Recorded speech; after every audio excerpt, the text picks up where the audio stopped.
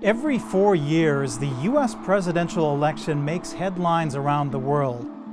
And many US citizens are calling this election in 2020 the most critical poll of their lifetimes. The road to victory for a US leader, however, is never as simple as whoever wins the most votes nationwide.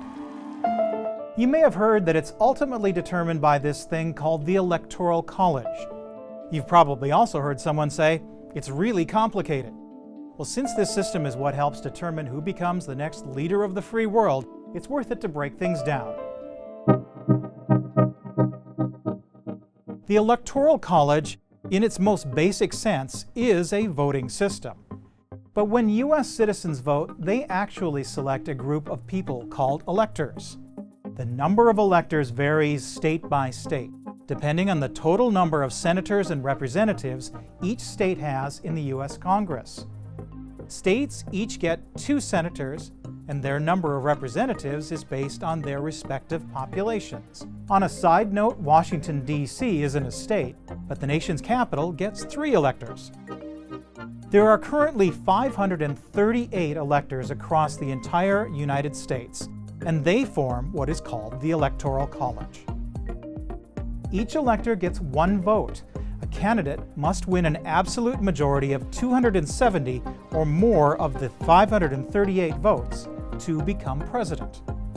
On election day, when voters cast their ballots for president, those are added up into statewide tallies.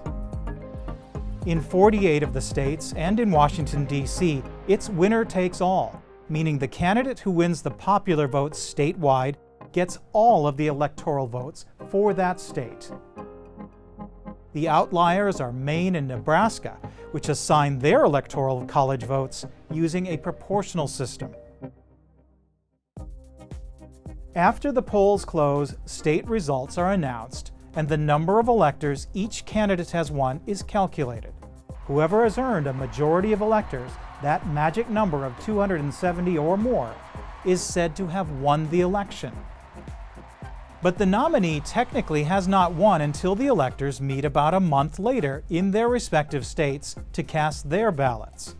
Appointed by political parties in their states, the electors are pledged to support the winning party's candidate, though they don't always do so.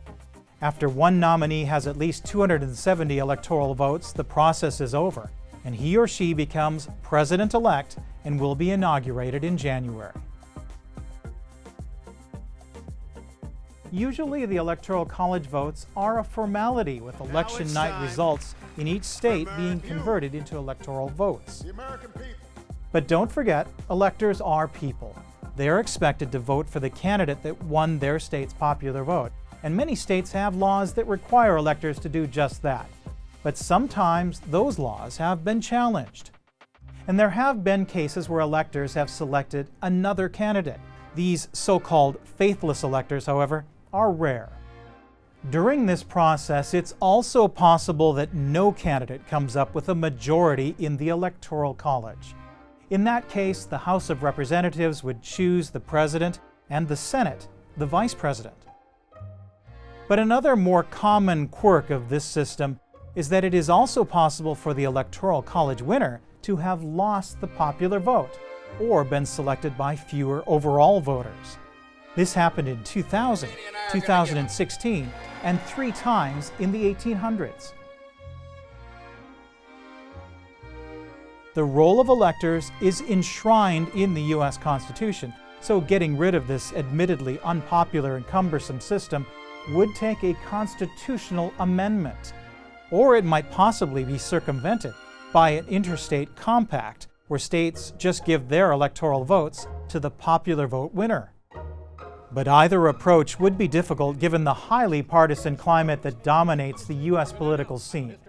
So while there's debate over whether the Electoral College should be changed or scrapped altogether, it is the system in place for now that America will use to determine the winner of the 2020 presidential vote.